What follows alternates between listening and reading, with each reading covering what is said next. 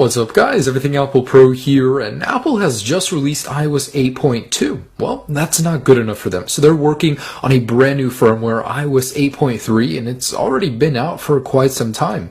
Now the newest version is iOS 8.3 Beta 3, and in this video I'm going to go ahead and do a review of iOS 8.3, everything we know about it, all of the features, how it is to use, how it runs. I mean, how is it basically? I just want to tell you guys all about this firmware and what to expect. Now these are all of the iPhone models that will support the iOS 8.3 update from the iPhone 4S. Surprisingly, Apple is not dropping support for it. They're trying to make it as optimized as possible, making it better and better, and I applaud Apple for that.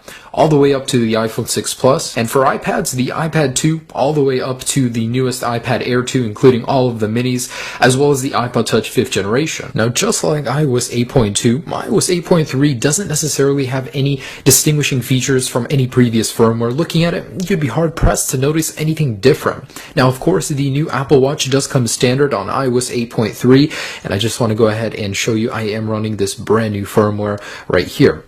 So 8.3 Beta 3 includes actually some new changes, and I just want to go over all of the new changes in iOS 8.3 in general. So first off, in settings, if we actually go into the general and then CarPlay settings, in here you will notice there is an option to connect wirelessly to your car. Now this is good because all of the new cars with the standard of CarPlay are going to be accepting this, and it's good to have a wireless option. Not always are you going to be able to connect your iPhone and just keep it there, so it is nice to have it be wireless. Besides that, there are some new messaging settings. So if we go into messages, the whole grouping is completely different than 8.2 and before, and now you have conversation list filtering down here. So if I go ahead and enable that, I just want to show you guys what it means. So inside of messages, you now have two tabs right here. So for one, you have all of your contacts and SMS messages, and then filtered pretty much filters people you don't know, junk text messages. Really cool that this is an option. It looks a lot like the mail application, but it's certainly a nice feature to have. So definitely something that could come in handy in the future, and I'm glad Apple's adding it. Now the one primary change everybody's looking forward to in iOS 8.3 is the new set of emojis. So say I'm messaging someone and I want to add a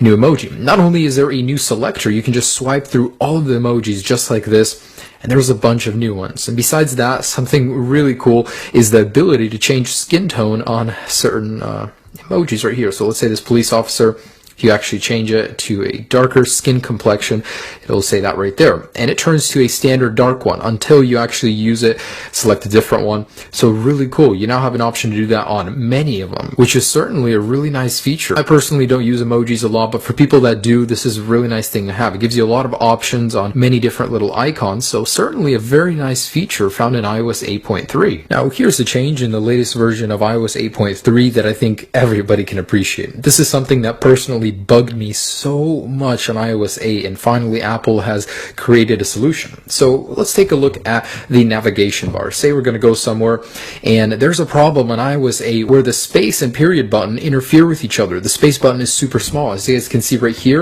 On iOS 8.2 it's really small, whereas on 8.3 it's a lot bigger. You're definitely going to press the period button a lot less in error, so you have a wider space bar, whereas I'd always press space and click on this guy right here. It's really annoying, so I'm glad Apple has taken to that and created a solution in iOS 8.3 where the space button is wider. Now those are some major changes. We didn't see anything like that in iOS 8.2, so finally it's good to see Apple put in some work into new features.